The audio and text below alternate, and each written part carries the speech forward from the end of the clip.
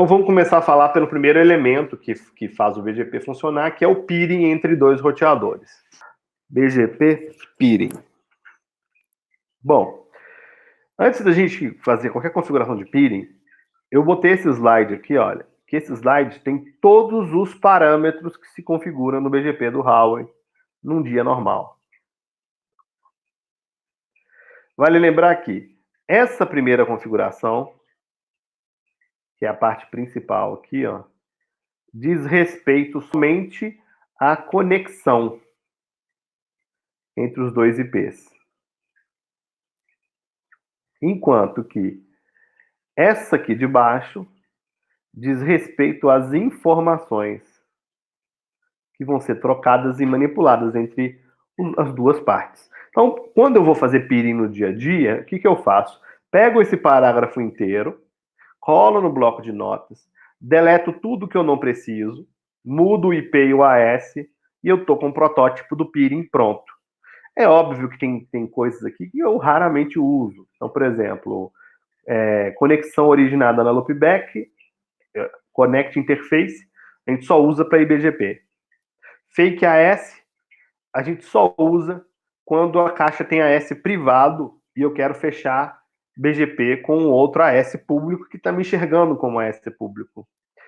Ignore quando o cliente não paga.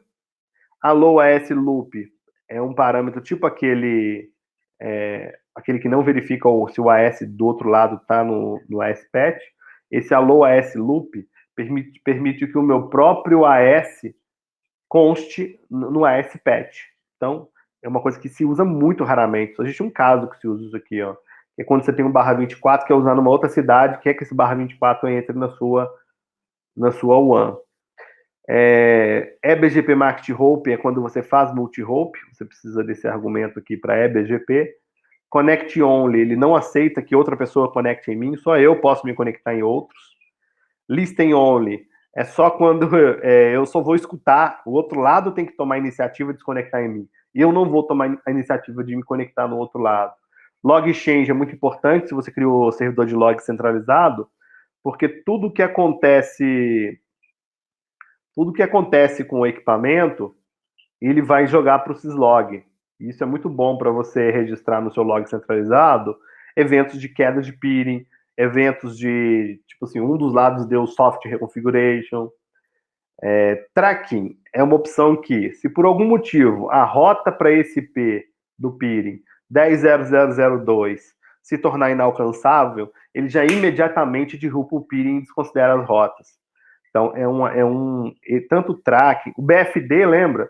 A gente fez BFD na aula de OSPF, e o BFD, ele ajuda a gente a detectar quedas de adjacência, né? Mesmo que a interface não caia, por ver vários switches no meio do caminho, ou transporte de operadora, se você não fala com o IP do outro lado, o BFD é capaz de detectar. Aqui eu fiz um exemplo, para 800 milissegundos. A cada 100 milissegundos ele dá ping, e se 8 vezes parar de responder no BFD, ele quebra a adjacência do BGP. Lembrando que para isso aqui funcionar, o outro lado tem que estar com o BFD rodando e ativado nesse peering. Então, deixa eu ver aqui mais de argumento aqui que é interessante. Aí dentro da família de endereços IPv4, eu vou ativar, você precisa ativar pelo menos uma família de endereços no peering. Next Hop Local, tem essas duas opções aqui, né? Next Hop Local é um padrão que sempre deve ser inserido em toda conexão EBGP, tá? Tudo que for EBGP, você precisa colocar o Next Hop Local. Em outros casos específicos em que vamos usar Next Hop Local em IBGP, eu vou explicar para vocês. O Route Reflector, por exemplo, ele nunca pode fazer Next Hop Local. Então, o IBGP é alguém que é sempre next. O IBGP Route Reflector, que eu vou explicar também, é sempre um cara que não mexe no Next Hop. Advertise Community, Advertise Extended Community e Advertise Large Community. Eu vou explicar mais tarde.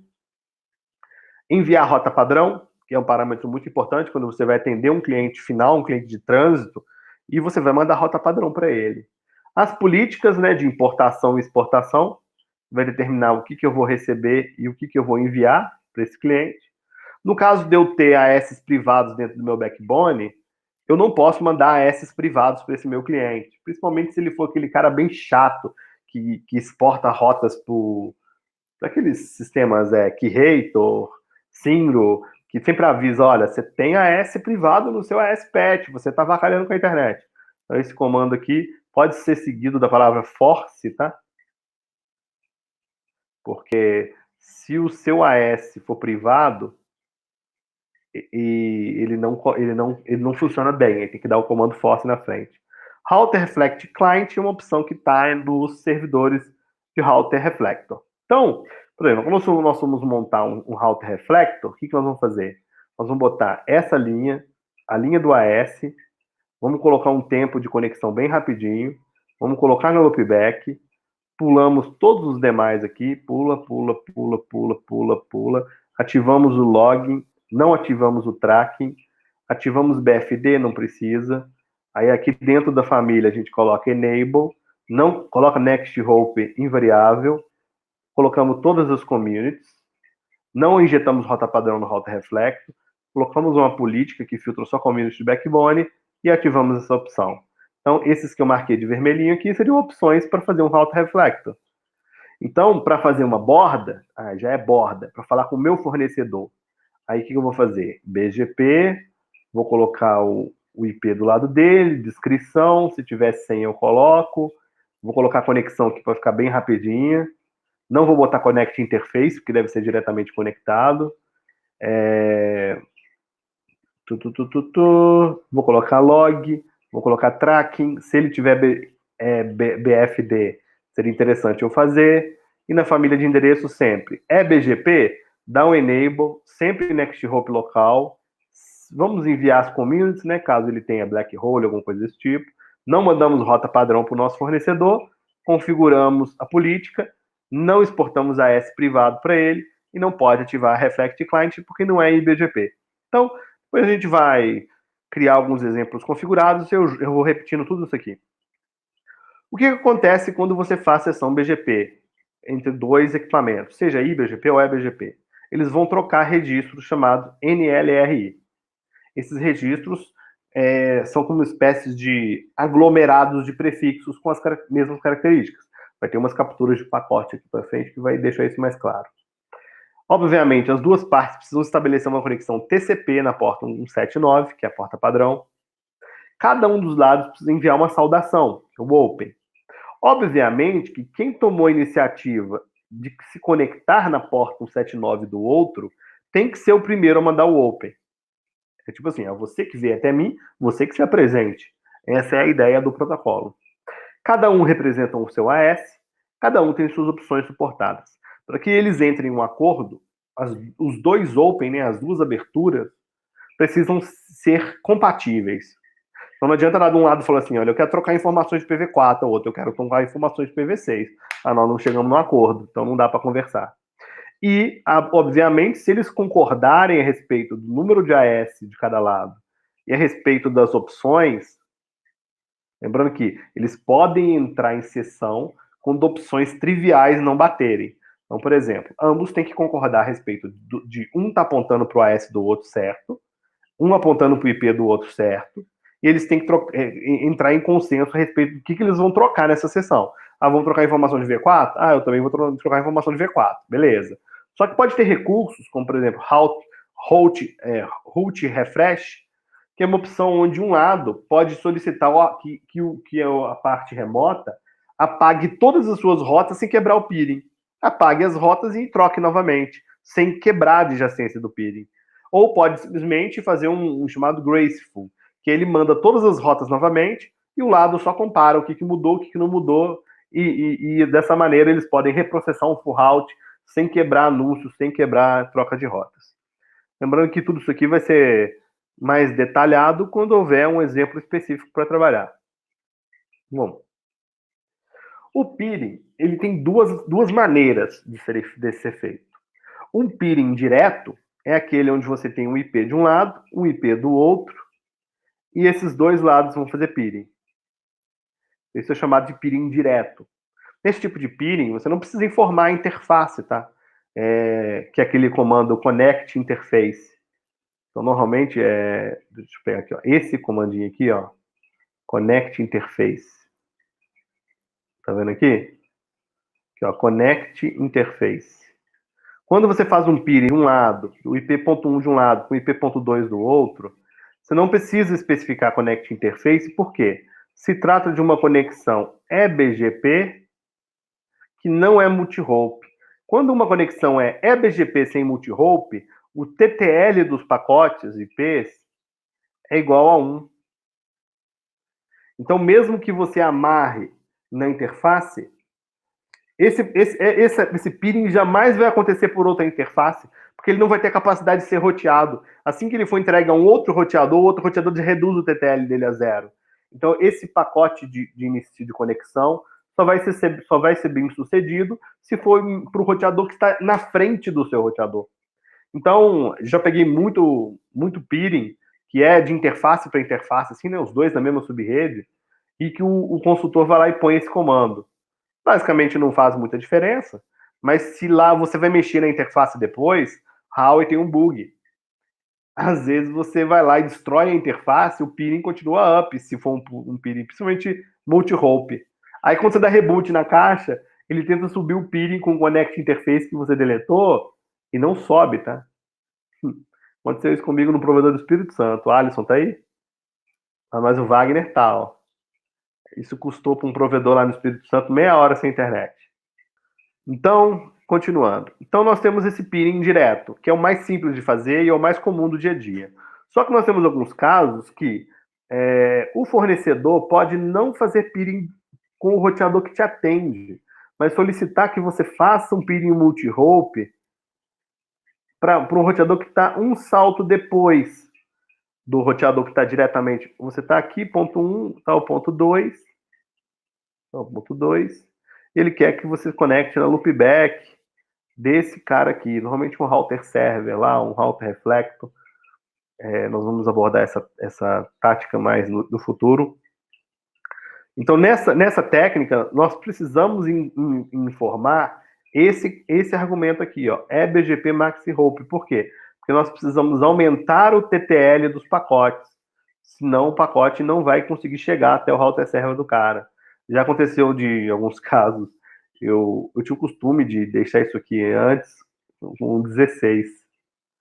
Eu deixava multi-hop 16. O cara nunca vai ter 16 saltos dentro da rede dele. Aí aconteceu um caso de um cliente que o fornecedor dele conseguiu ter mais de 16 suítes Huawei em série até o router server e caiu a seção multi-hop dele e, obviamente, caiu o BGP. Então, por padrão aqui, eu já deixei, olha, sempre use sem 255.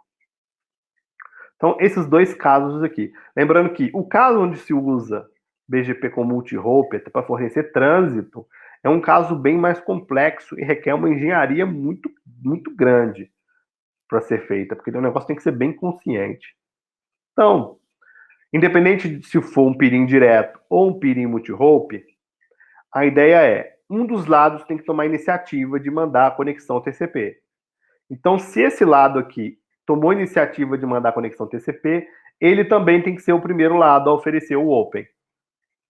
Então, eles vão trocar a conexão TCP, o lado que iniciou o TCP manda o Open, o outro lado responde com o Open seguinte, se tudo tiver certo. Se não tiver certo, ele já manda um erro, falou, não quero falar com você, não sei quem você é. O seu AS está errado, o seu router ID está repetido, alguma coisa do tipo. Aqui acontece uma coisa interessante, que nesse meio tempo aqui, olha, entre o Open dos dois lados e a troca de informações, ambos os lados precisam mandar keep alive um para o outro. Nesse meio tempo aqui, olha, acontece uma coisa muito interessante que vocês têm que ficar esperto, que é o quê? Vamos supor que nesse exemplo, que a NASA está comprando trânsito da AT&T. Vamos supor que a AT&T me manda 800 mil rotas. 800 mil rotas. E alguém vai lá no roteador da NASA e manda resetar minha conexão. O que vai acontecer? O meu roteador da NASA vai iniciar um processo de deletar essas 800 mil rotas. Ele vai começar a limpar uma por uma. Limpa, limpa, limpa, limpa. Pode demorar alguns segundos para fazer isso. Se, enquanto eu estou limpando, esse roteador toma a iniciativa de iniciar a conexão novamente, eu vou até responder o open. Mas eu não vou responder o keep alive do meu lado até que eu termine a limpeza das 800 mil rotas. Só depois que eu terminar essa limpeza, que eu estou livre para mandar o keep alive e então baixar as rotas novamente. Entenderam isso aqui? Essa pequena tretinha, tem que ficar muito esperto com isso aqui, porque se você ativar BFD, o BFD vai ser muito rápido para derrubar a sua sessão. Mas o fato de sua sessão só vai ser estabelecida novamente a partir do momento que eu fizer a limpeza de todas as rotas que foram consideradas inalcançáveis. Pode ser que, mesmo que o BFD force a adjacência a subir novamente, essa adjacência vai ficar travada no duplo keep alive. Só depois que acontece esse duplo keep alive é que as partes podem trocar BGP updates. O que são esses BGPs updates aqui? São registros NLRI. São pequenos aglomerados de informações com características semelhantes. Vou ter um print disso aqui daqui a pouco. Então, essa é a questão de como funciona a adjacência. Bom, o BGP tem como propósito trocar informações, que são bases de dados. Observem que eu não estou falando a palavra rota, beleza? Não estou falando palavra rota hora nenhuma. Por quê? BGP não troca rota. BGP troca informação. Informação de prefixo, informação de circuitos, de MPLS. Ele troca informações. Ele pode trocar informação do que você quiser. Se você quiser criar amanhã uma nova família de endereços no BGP, usado para trocar números de encomendas dos Correios, o BGP vai trocar números de encomendas dos Correios. Ele vai sincronizar bancos de dados de objetos no Correio. E esses objetos vão ter atributos, foi entregue ou não, e qual ID do posto onde esse objeto está sendo encaminhado. Então, basicamente, entenda o BGP com os servidores de bancos de dados em cluster.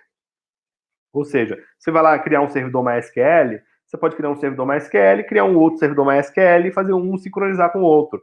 Na hora que você inserir um registro numa tabela de um banco de dados, o MySQL vai sincronizar com outro banco de dados MySQL.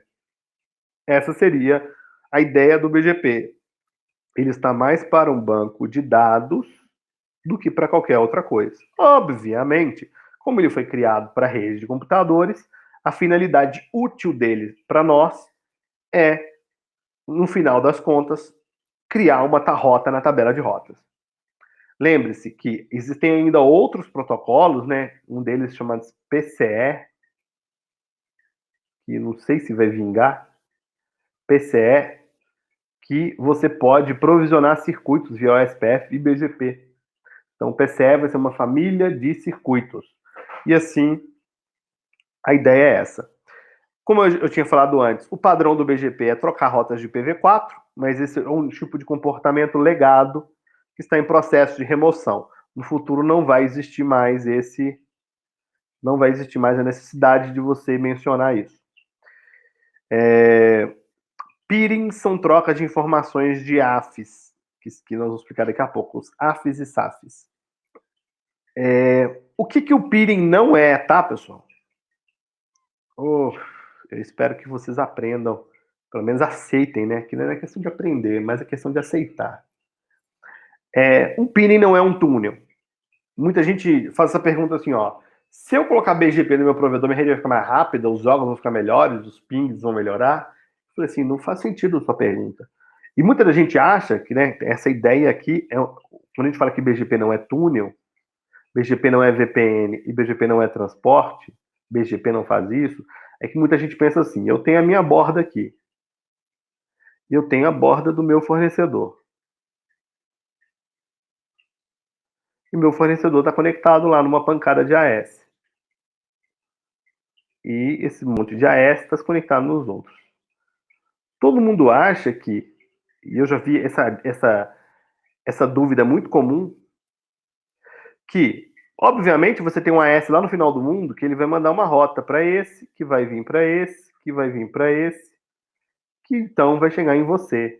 Muita gente acha que o fato de você não receber essa rota, isso corta o seu acesso a um determinado AS do outro lado. Quem já pegou esse tipo de engano alguma vez? Tipo, se você não receber aquela rota no full route, você perde acesso ao site que tinha aquela rota. Isso é a mentalidade de que o BGP é algum tipo de protocolo que transporta o seu pacote IP até um local. Como se isso criasse a ideia de que o BGP criou um circuito entre você e o site. Essa ideia é totalmente errada. BGP não provisiona circuitos na internet. A única coisa que o BGP vai te dar aqui uma noção é você deve ou não enviar um pacote para esse roteador. Porque a partir do momento que você entregar um pacote IP, você está aqui um pacotinho IP, a partir do momento que você envia para esse roteador, esse pacotinho não é mais seu. Tá? Esse pacotinho está dentro aqui desse roteador. E é esse roteador que vai decidir se vai mandar por aqui ou se vai mandar por aqui. Não é você. O seu roteador fica calado. Ele não tem roteadores aqui, BGP, eles não enxergam os roteadores do planeta inteiro. O seu roteador não está conversando com todos os roteadores do planeta. O seu roteador só está conversando com o que está na frente dele.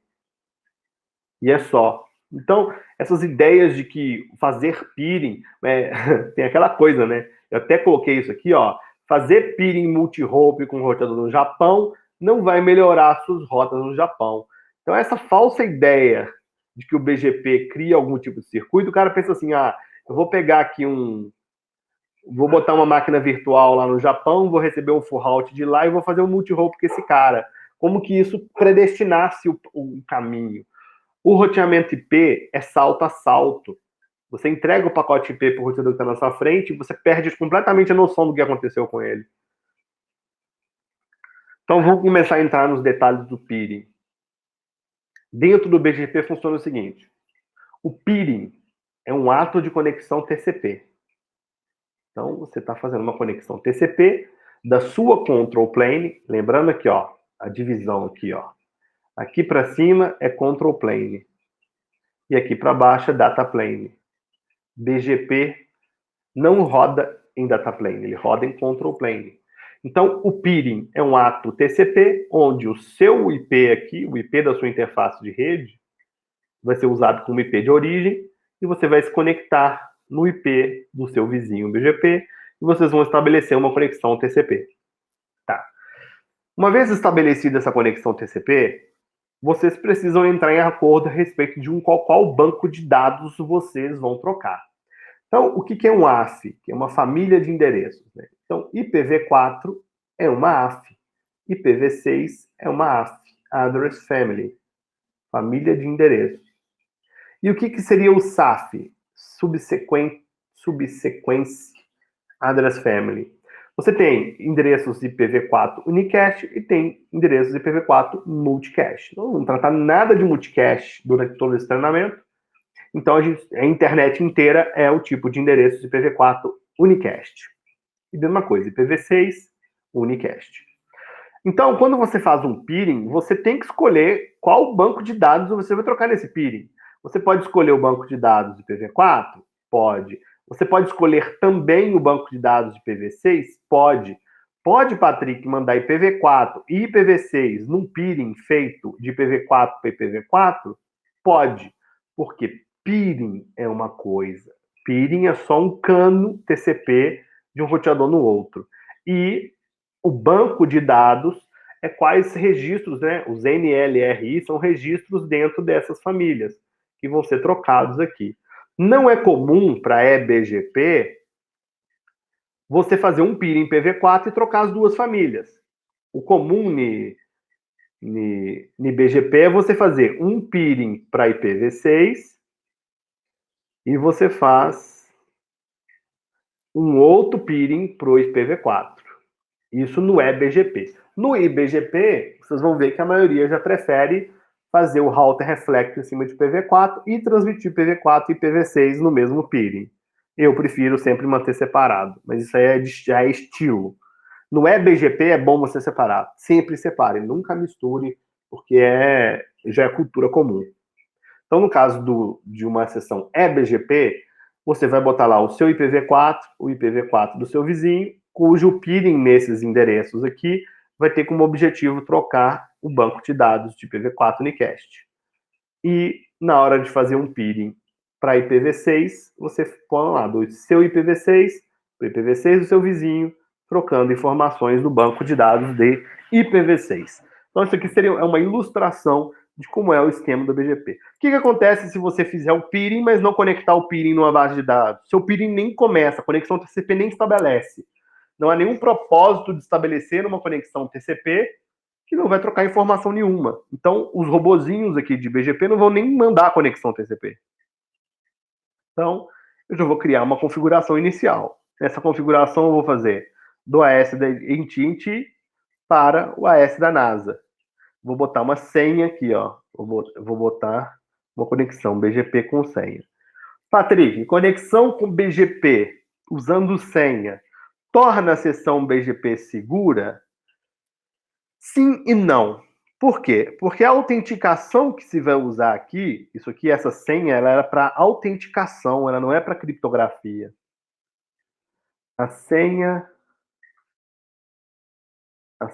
BGP é para autenticação. Não cria camada, não faz criptografia. Criptografia dos dados. Não é uma camada SSL, né? Então, o que vai acontecer aqui é um tipo de autenticação. Senha BGP é igual a autenticação MD5 TCP. Ela basicamente vai impedir que alguém sniff. Então, ou seja, só vai conseguir estabelecer a sessão quem tem as duas senhas iguais, mas a partir do momento que estabelecer a conexão, não vai haver criptografia. Se houver alguém sniffando a fibra, ele vai conseguir ver as rotas que estão sendo trocadas ali naquela sessão, tá bom? Então, por padrão aí, Amazon, Google, Facebook é opcional ainda, Netflix, eles não estão nem aí. Então, a autenticação aqui é para isso. Normalmente, quando você vai pegar um CDN, não faz nem muito propósito você botar senha, porque afinal de contas, o cara vai fazer sessão BGP e a fibra está direto no roteador. Então, a senha é mais segura se você fazer no multi-hope. Pode ser que o cara desvie o IP da loopback e tente fazer uma sessão BGP com o seu GGC. Mas é muito louco, porque eu não vejo propósito realmente de que tipo de ataque isso vai impedir. Porque se o cara conseguiu roubar o IP da sua loopback, ele já basicamente pode causar um desastre muito grande na sua rede. Desativar o seu GGC vai ser insignificante perto da capacidade de desastre que ele pode causar. Então, mas voltando aqui. Então, esse aqui é um exemplo de um peering do lado da AT&T. Tá vendo como é simples? Ó? A gente basicamente segue a regra. Meu roteador é representado pelo meu AS. Eu vou me conectar no meu IP do meu vizinho. E o meu vizinho tem esse AS. E vou usar essa senha na conexão TCP. Vou fazer isso de IPv4 e vou fazer de IPv6. Dentro do banco de dados de IPv4, ó, eu vou falar o seguinte: o banco de dados de IPv4 vai ser ativo nesse peering. E o banco de dados de IPv6 vai ser ativo nesse peering. Se eu fizesse invertido dos dois lados, funcionaria? Funcionaria. Seria super incoerente, mas funcionaria. Porque os dois lados estariam em comum acordo de que essa conexão TCP feita em IPv4 vai trocar informação de IPv6 e uma conexão TCP feita em IPv6 vai trocar informação de IPv4. É incoerente, mas o peering iria subir e trocaria rotas. Causaria alguns problemas no caso dos Next Hop Self. No caso que eu optei por Next Hop Self.